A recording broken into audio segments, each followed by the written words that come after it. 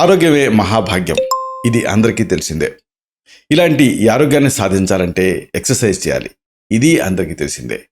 కాకపోతే చాలామందికి వచ్చే డౌట్ ఏమిటంటే, అందుకంటే ది బెస్ట్ ఎక్సర్సైజ్ ఏమిటి అని. ఎంతో ఆసక్తికరమైన ముఖ్యమైన ఈ విషయాన్ని ఈ వీడియోలో మనం తెలుసుకోబోతున్నాం.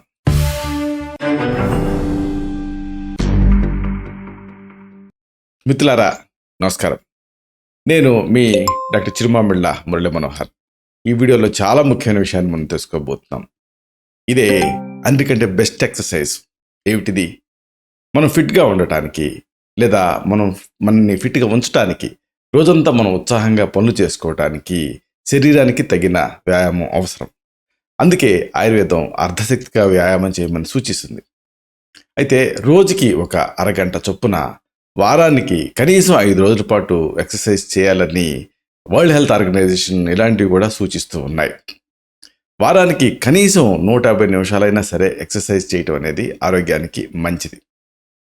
ముఖ్యంగా 60 ఏళ్ళు పైబడినటువంటి వ్యక్తులు రోజుకి 6,000 నుంచి 9,000 అడుగులు నడవటం వల్ల గుండె జబ్బుల ముప్పు 40% తగ్గుతుందని, పక్షవాతం ముప్పు 50% వరకు తగ్గుతున్నట్టుగా అధ్యయనాల్లో తేలింది.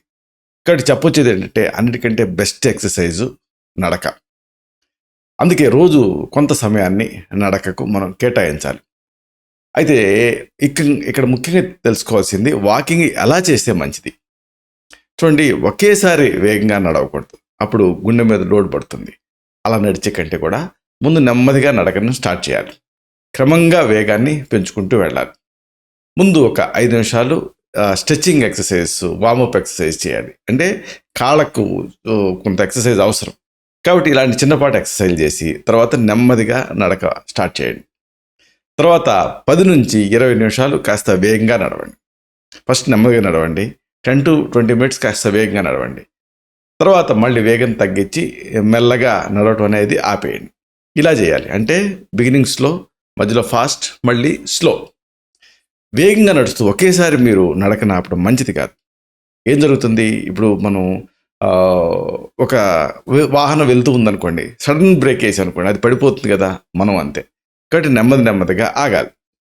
నడిచేటప్పుడు ఆయాసం వస్తూ ఉన్నా, గుండె దడ అనిపిస్తూ ఉన్నా, లేదా గుండె నొప్పి అనిపిస్తూ ఉన్నా, కళ్ళు తిరిగినట్టు అనిపిస్తూ ఉన్నా, మీ ఆరోగ్య విషయంలో తేడా ఉందని అర్థం. అప్పుడు నెమ్మదిగా ఆగి విశ్రాంతి తీసుకోవాలి. అయినప్పటికీ ఇది కంటిన్యూ అవుతూ ఉంటే మాత్రం తప్పనిసరిగా వైద్య సలహా తీసుకోవాలి. అయితే మరి ఈ ఫిట్నెస్ కోసం వాకింగ్ ది బెస్ట్ అని అనుకున్నాం కదా, ఎలాంటి జాగ్రత్తలు తీసుకోవాలి? మనం నడిచే ప్రాంతం ఎగుడు దిగుడుగా గుంతలు లేకుండా చూసుకోండి.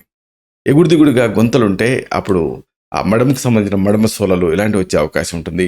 మోకాడు నొప్పులు వచ్చే అవకాశం ఉంటుంది. ఆఖరికి నడుము నొప్పి కూడా రావచ్చు. ఇక అన్నిటికంటే ఉత్తమమైనటువంటి ప్రాంతం ఏమిటి అంటే ఇసుక నేల, లేదా గడ్డి ఉన్న ప్రాంతం, లేదా మట్టి రోడ్డు. అప్పుడు ఏమవుతుంది, మన ఒత్తిడి అంటే మనం నడుస్తున్నప్పుడు హార్డ్ సర్ఫేస్ మీద మన పాదం పడితే ఆ అదురుకి మోకాళ్ళు అరుగుతాయి. కానీ మెత్తటి నేల లాంటి ప్రదేశం మీద, అంటే మట్టి రోడ్డు మీద మీరు నడిచారనుకోండి, అది అదురు అనేది మీ మోకాళ్ళ వరకు చేరదు. కాబట్టి మట్టి రోడ్డు అయితే బెటర్, లేదా గడ్డి ఉన్న ప్రాంతం అయితే బెటర్. ఇంటి ముందు వరండా లేదా డాబా మీద కూడా కొంతమంది నడుస్తుంటారు. అయితే ఇలా నడిచేటప్పుడు వాకింగ్ షూస్ వేసుకోవాలి. ఇక వృద్ధాప్యంలో వృద్ధులు బయట వాకింగ్ వెళ్ళేటప్పుడు కుటుంబ సభ్యుల ఫోన్ నెంబర్స్ ఇలాంటి ఉన్నటువంటి ఆ చీటీని జేబులో పెట్టుకోవటం మంచిది. వీలైనంత వరకు తెలిసిన వాళ్ళతోటి వాకింగ్ వెళ్ళడం మంచిది. దీనివల్ల ప్రమాదాలు జరిగితే తెలుస్తుంది. 2 శ్రమ లేకుండా నడవచ్చు. ఇక అధిక రక్తపోటు, మధుమేహం అంటే బీపీ, డయాబెటీస్, గుండె జబ్బులు, కీళ్ళ నొప్పులు ఇవి ఉన్నప్పుడు మాత్రం తప్పనిసరిగా వైద్య సలహా తీసుకోవాలి. సరే, మరి అన్నిటికంటే ది బెస్ట్ ఎక్సర్సైజ్ వాకింగ్ అన్నాం కదా. నిజానికి ఈ వాకింగ్తో ఏం జరుగుతుంది అంటే ఫిట్నెస్ బాగుంటుంది. కండరాలు, ఎముకలు బలోపేతం అవుతాయి, కోఆర్డినేట్ అవుతాయి.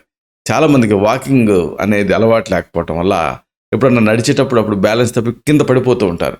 అది రెగ్యులర్గా వాక్ చేసే వాళ్ళకి ఆటోమేటిక్గా తమను తాము బ్యాలెన్స్డ్గా ఉంచుకోవటం ఎట్లాగో తెలుస్తుంది. ఇక దీనివల్ల మెదడుకి రక్త సరఫరా బాగుంటుంది, అంటే ప్రాణవాయువు బాగా అందుతుంది. దీంతో ఏకాగ్రత, జ్ఞాపక శక్తి ఇలాంటివి పెరుగుతాయి. అన్నిటికీ మించి కార్డియో ఇది, కాబట్టి అధిక రక్తపోటు తగ్గుతుంది. ఇలాంటి వ్యాయామం చేయటం వల్ల, అంటే నడవటం వల్ల మానసిక ఒత్తిడి తగ్గుతుంది. చుట్టుపక్కల నేచర్ని చూస్తూ ఉంటాం, ఎంతో ఆహ్లాదంగా అనిపిస్తుంది. క్రమం తప్పకుండా ఎక్సర్సైజ్ చేయటం వల్ల క్యాలరీలు ఖర్చు అయ్యి ముఖ్యంగా బరువు అనేది అదుపులో ఉంటుంది. పోస్ట్ ప్రాండియల్ వాకింగ్ తిన్న తర్వాత ఒక 10 నిమిషాలు ఉదయం సాయంత్రం నడిస్తే దీనివల్ల అదనపు అడ్వాంటేజ్ ఉంటాయి. ఉదాహరణకు అధిక బరువుని ఖర్చు చేయొచ్చు, అలాగే అధిక రక్తపోటు ఇలాంటివి తగ్గడంతో పాటు డయాబెటీస్ రాకుండా కూడా ప్రివెంట్ చేసుకోవచ్చు. ఇలాగా వాకింగ్ అనేది అన్నిటికంటే ది బెస్ట్ ఎక్సర్సైజ్. కాబట్టి కరెక్ట్ టెక్నిక్ తెలుసుకొని వాక్ చేస్తే దీనివల్ల పూర్తి స్థాయి ప్రయోజనాలు మీకు అందుతాయి.